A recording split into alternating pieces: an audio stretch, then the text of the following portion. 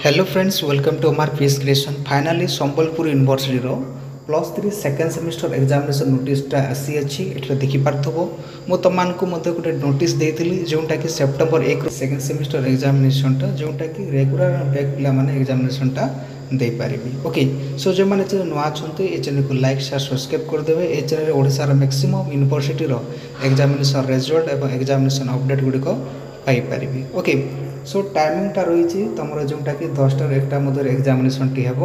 Okay देखिन एठारे detail mention रही आर्ट स्ट्रीम रो जोटा कि रही तुम कोर पेपर 3 कोर पेपर 4 जोटा कि मेजर सब्जेक्ट ऑनर्स सब्जेक्ट रही।